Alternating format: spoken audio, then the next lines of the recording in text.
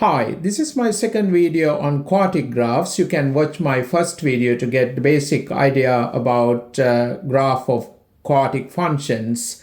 Here we have two different quartic functions. So let's see how we can sketch graph of these two functions. First, I'm going to take y equal x plus 3 square times x minus 4 square. Let's see how we can sketch the graph of this function. You can see y has two repeated factors here. First, I'm going to find roots. To find roots, you make y equal 0. That gives us x plus 3 square times x minus 4 square equal to 0. This gives us roots. So we should notice these two roots as repeated roots.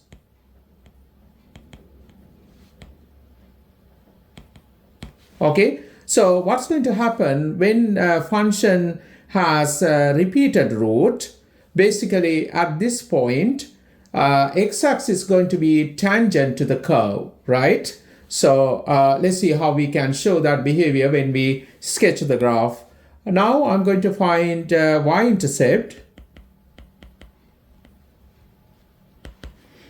To find y-intercept, you have to make x equal to 0. When you make x equal to 0, here you would get 3 square times negative 4 square. So that's 9 times 16. You would get 144. So at this point, graph should cut the y-axis.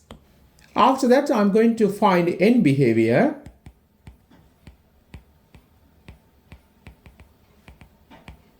To find end behavior, always we need to look at the coefficient of higher power term in the function. So here we're going to get x square in the expansion, and again in this bracket you would get x square. So when you multiply these two brackets, you would get higher power term as x to the power 4, and you can see the coefficient of that term is positive 1. So I can write y equal to 1 times x to the power 4. I'm going to ignore other terms. And now I'm going to see what's going to happen to y as x approaches to positive infinity.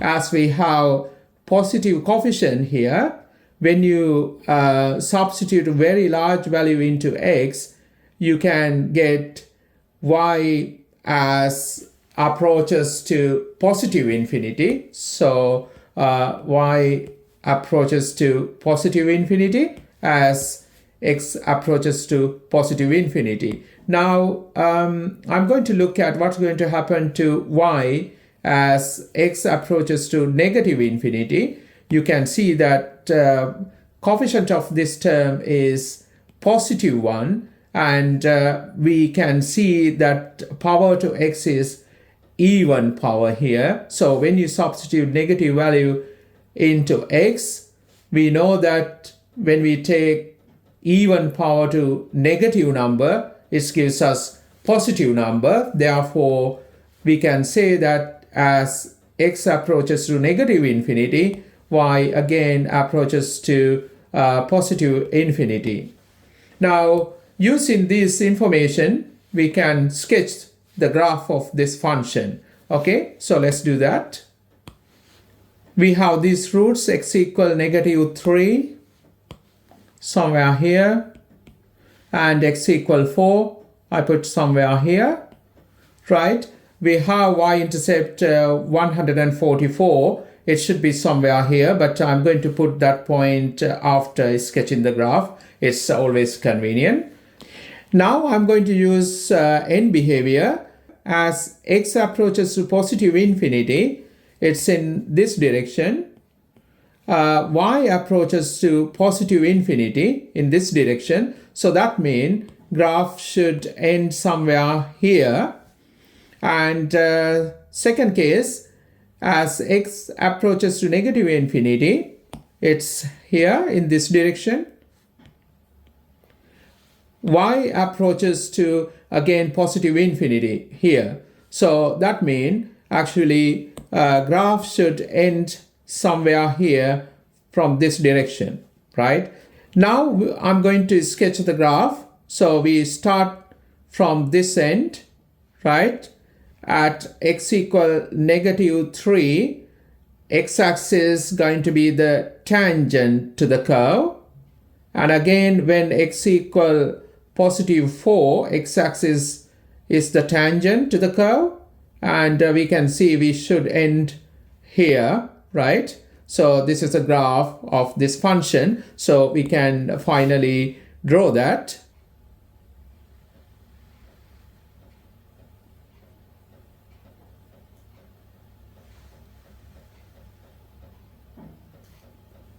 Like that. And where this graph cut the y-axis, I can write as 144. That is the y-intercept. Okay. Okay, question number 2, we have y equal x plus 2 cube times x minus 3. You can see here we have 3 times repeated factor. So we're going to get actually 3 times repeated roots for this function. Let's see, what is the behavior at this point. So first, I'm going to find roots.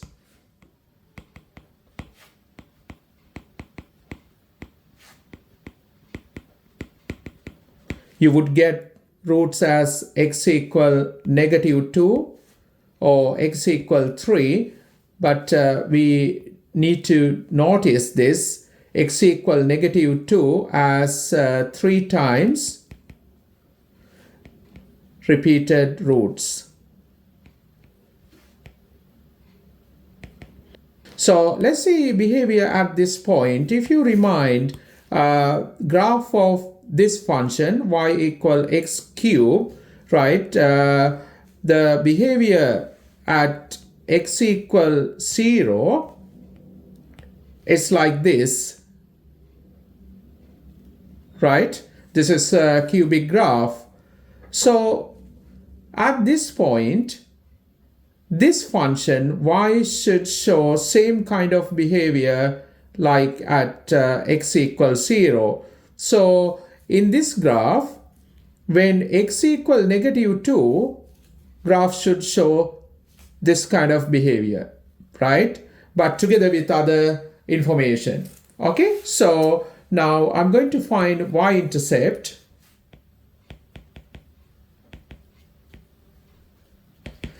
Make x equal to 0.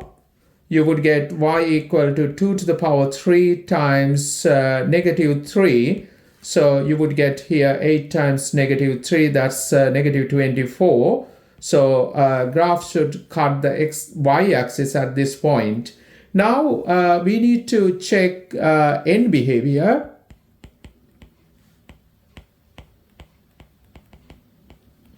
You know, now to find end behavior, we need to look at highest power term in this expansion. You will see that here in this bracket, highest power term going to be x cube, and here we have x.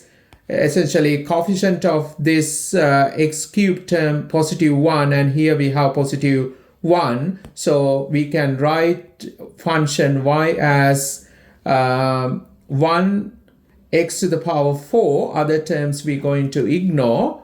And what we're going to do, we're going to check behavior of y as x approaches to positive infinity. You will see that according to this term, y also approaches to positive infinity.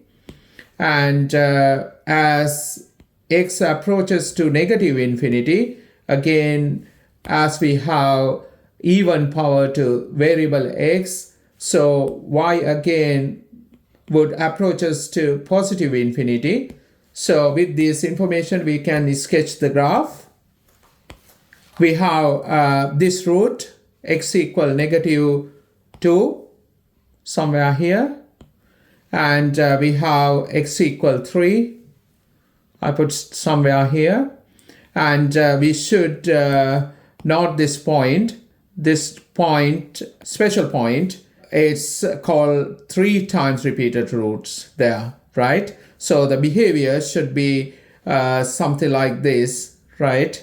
So, but we need to consider all other information we have, and especially we're going to use this end behavior, right? How the graph is behaving at end points, that is important.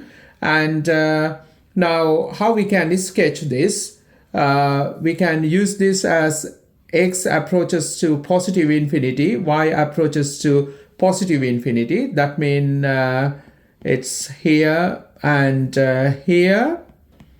So that means graph should end somewhere here. So I can mark that. And when x approaches to negative infinity, y approaches to positive infinity. So it's here again, y going to positive infinity. That means graph should end in this direction, right? So if you mark that, now we can sketch the graph. It should be something like this, right? We going to get this behavior, right? And but we should start from this direction. So what's going to happen?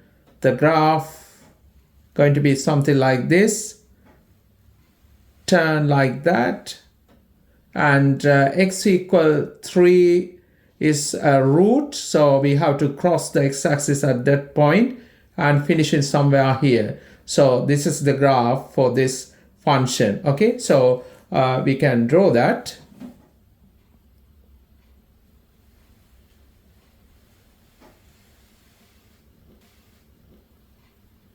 Like that. Okay, so where this graph cut the y-axis, y-intercept we can put as -24. Okay.